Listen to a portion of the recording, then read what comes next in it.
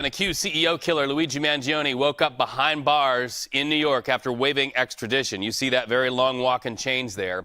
His new home is Brooklyn's Federal Metropolitan Detention Center, and his jailhouse neighbor, how's this for a headline? Sean Diddy Combs.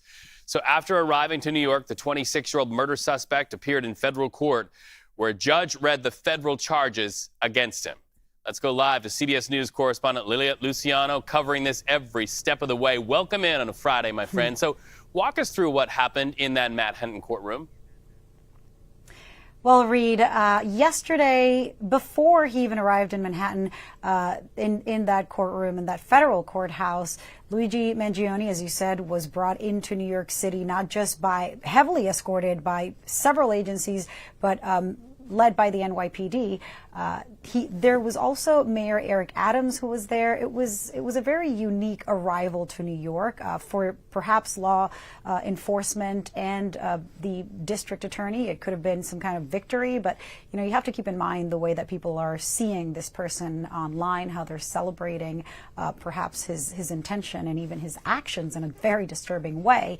And so there is a lot of questions about how people are going to remember that walk. Once he goes into the federal courthouse and he is processed for these federal charges, which were completely unexpected, according to his defense attorney in court yesterday. He changed. He was wearing more of that preppy look that we're used to seeing in his social media presence when he was, a fraternity brother at UPenn, with a button-down shirt, a sweater, khaki pants, very different from the prison jumpsuit, perhaps because he's facing a judge who is reading his rights and is reading his charges. Those charges, especially the one where it's using a firearm for murder, could carry a maximum death penalty sentence. So the situation was extremely serious for him. And his attorney at one point asked for clarity and said, wait a minute, I was told that I was going to be brought here for an arraignment in the state criminal court for those first-degree murder charges, even in furtherance of terrorism, that came from the Manhattan district attorney, from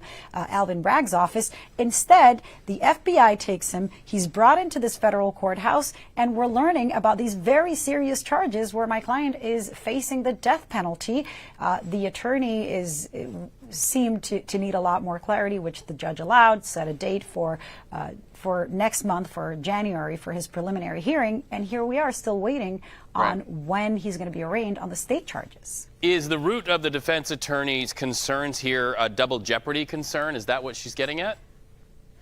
Well, that seems to be the case that she is building. I mean, we know that this defense attorney, Karen Friedman Agnifilo, who is married to Mark Agnifilo, who, by the way, is P. Diddy's defense attorney, and is also representing Mangione. He was there sitting to his left side while his wife, Karen Agnifilo, was to the right side of Mangione.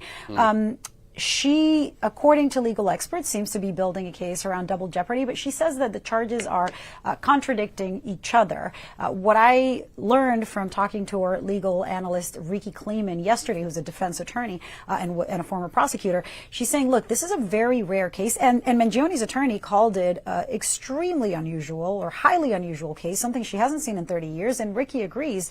It seems like the federal charges are in some way more resonant with what you would see in a state case, and vice versa. Why it is also innovative, perhaps, is because law enforcement at the federal and state levels are trying to make an example of this person. But at the same time, I asked Ricky, isn't this setting a very, very high bar, given the rarity of both cases, of all of the counts, and of the either first degree in New York and Manhattan, which is very rare, and these charges that don't include terrorism at the federal level, where he could face the death penalty. And she agrees. She says, yes, it seems like it's going to be a very difficult case, especially given the overwhelming support that, I have to repeat, disturbing way, but, understandably, given the way that the health insurance system, people are frustrated, but the fact that this person committed murder, he's being celebrated as some kind of hero, it's quite disturbing. And you have these federal and state charges that are going above and beyond what they're used to prosecuting in a different, unusual way. Are they shooting themselves in the foot? Perhaps. One thing that is for sure, they are wanting to send a very strong message. Lilia Luciano, thank you so much. It's a masterclass in legal wrangling, not only at the state level, but also at the federal level. Thank you so much. I'm no attorney, just asking the experts. Thank you. All right.